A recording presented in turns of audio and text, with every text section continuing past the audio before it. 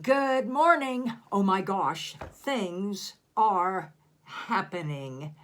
Last month, I just got on my phone, like I'm on my phone right now in my office, and I just read our newsletter, and I had many comments from you guys that you really enjoyed that.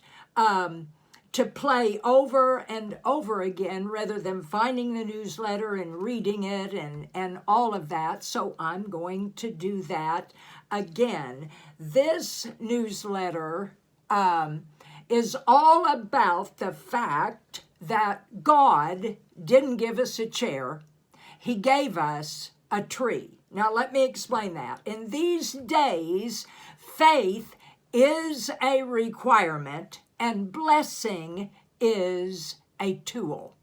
God created things through blessing. When God finished creating all things in Genesis chapter 1, including man, male and female, let me just say that, only two genders, I'm just saying, and then He blessed them, and He said, with that blessing, be fruitful and multiply and replenish the earth, subdue it, and have dominion. In other words, take that blessing like a tool and transform, reform, redo the earth. And of course, at that time, God had spoken. He had created everything. He said it's all good. In fact, very good. And then things sort of happened. We understand that.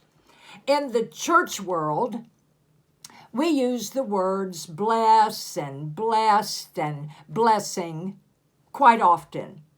But do we understand the real meaning? So I did a little study on that. The words bless and blessing and blessed come from similar roots. So in the Webster's, I always like to go to the Webster's 7th edition dictionary. And bless means to release divine care and protection and welfare. In the Hebrew, bless means, get this, I'll talk about it in a minute, it means benediction. It means prosperity, liberty, and a pool where camels kneel to drink.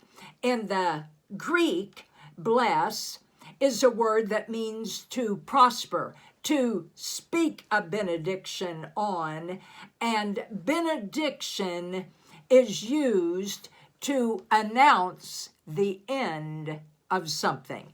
When we say to someone, have a blessed day, there's new meaning that's attached to it. What we're doing is, it's not just a sweet little thing, have a blessed day, or I speak blessing over you. We're releasing something powerful. We're releasing protection and prosperity and a pool into their lives. We are using the tool of blessing to transform, reform, redo anything in their day that might get out of order, just the way that things got a bit out of order in Genesis. That blessing that is time released into their day and gives benediction to end all things contrary to that blessing. In the Hebrew month of Elul, which we're in, and we're coming to the close of it, has a characteristic of fixing what is broken. It does seem like there's so much brokenness in the world, and we can feel hopeless, but God has given us a tool of blessing to mend and repair and transform and reform. So we reach into the tool belt, the Bible tool belt, and pull out a blessing such as this, 2 Peter 1:3, according to his divine power. He has given us all things that pertain to life and godliness. Isaiah 54:17 says, no weapon formed against you will prosper. 1 John 4:4 says, you are of God and have overcome them. And here's why. For greater is he that is in you than he that is in the world. God wrote his word. We speak his word, and blessing creates something out of nothing. In Genesis, God spoke to mankind and he said, I blessed you with blessings to be fruitful and multiply and replenish the earth and subdue it and have dominion. So here's some blessing declarations that Deanne and I make over you. I am in a moment of change and victory. Sometimes we can be nervous about change, but let's just say change and victory. I expect my blessings to create beauty out of ashes. In fact, I see a chair in that tree.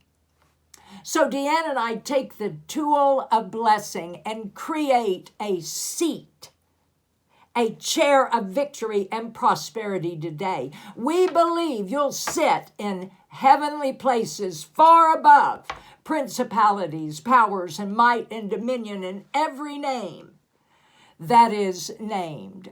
God has raised us up to sit in that chair with him in heavenly places. And we just want to say this today. It's a chair of triumph made out of blessing.